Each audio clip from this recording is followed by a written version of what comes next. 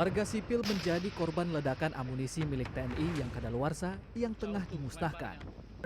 Dari 13 orang yang tewas, 9 orang adalah warga sipil. Informasi yang terungkap pada Senin siang itu membuat publik bertanya, sebenarnya apa yang terjadi? Kepala Dinas Penerangan TNI Angkatan Darat Brigjen Wahyu Yudayana menjelaskan kronologi insiden yang terjadi. Saat itu sedang digelar pemusnahan amunisi tidak layak pakai di jajaran Gudang Pusat Amunisi 3 Peralatan TNI Angkatan Darat sekitar pukul 9:30 waktu Indonesia Barat di Desa Sagara, Kecamatan Cibalong, Garut, Jawa Barat.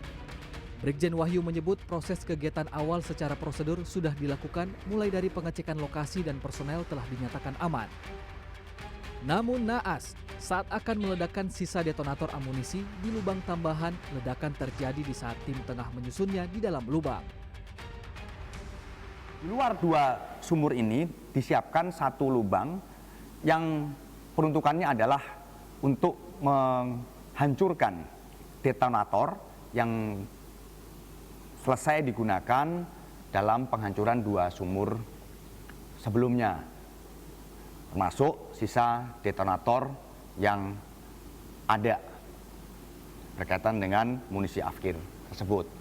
Saat tim penyusun munisi menyusun detonator di dalam lubang tersebut, secara tiba-tiba terjadi ledakan dari dalam lubang yang mengakibatkan 13 orang meninggal dunia. Ditemui Selasa pagi, salah satu warga bernama Hilmi yang rumahnya di dekat lokasi peledakan mengaku mendengar 3 kali ledakan saat kejadian. Hilmi juga mengaku sudah terbiasa mendengar suara ledakan karena memang di lokasi yakni di Desa Sagara, Cibalong, Garut, Jawa Barat kerap menjadi lokasi peledakan amunisi milik TNI. Yang mendengar berapa kali ledakan? 3 kali. 3 kali ledakan. Yang kedua kali itu besar, yang 3 kalinya itu nggak terlalu besar gitu kan. Udah ada petaka gitu korban gitu. Kang, sebagai warga yang paling dekat ke lokasi ledakan, merasa terganggu tidak dengan kondisi seperti itu? Atau biasa saja? Biasa saja. Biasa saja. Karena sering ya, Kang? Iya sering, udah biasa gitu dari dulu juga gitu. Insiden ledakan amunisi TNI dan menimbulkan korban luka dan jiwa bukan baru kali ini terjadi. Dari sejumlah catatan terakhir dan belum lama, pada 5 Mei lalu, sebuah truk TNI yang membawa amunisi terbakar di Tol Gempol, Pasuruan, Jawa Timur, mengakibatkan 1 prajurit TNI tewas dan 1 prajurit TNI lainnya luka-luka. Lalu 1 tahun ke belakang pada 30 Maret 2024, amunisi kadaluarsa meledak di Ciangsana, Bogor, akibatnya puluhan rumah warga rusak.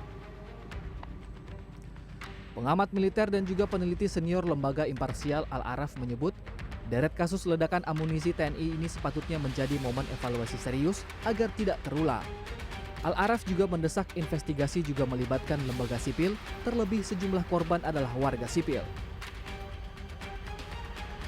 Yang ketiga adalah dalam konteks human error, apa kemudian ada problem dalam konteks human error dalam peristiwa tersebut. Tentu ini hanya bisa dijawab oleh tim investigasi yang tentu tidak cukup hanya melibatkan dari TNI karena ada warga sipil yang meninggal, mungkin dari kepolisian tim DVI, plus juga mungkin pengecekan dari Komnas HAM atau kelembagaan lain melalui tim independen untuk memastikan apakah kemudian terjadi kelalaian ataupun kesalahan dalam proses ini. Lebih lanjut, Al-Araf menyebut berkaitan dengan amunisi, wilayah pertahanan yakni lokasi gudang amunisi dan lokasi pemusnahan amunisi kadaluarsa perlu dievaluasi karena jarak humaniter atau jarak dengan warga sipil saat ini kian dekat. Untuk itu, Al-Araf menyebut insiden Garut harus menjadi momen evaluasi menyeluruh terkait amunisi TNI, agar tidak lagi menimbulkan korban yang tidak lain masyarakat kita sendiri.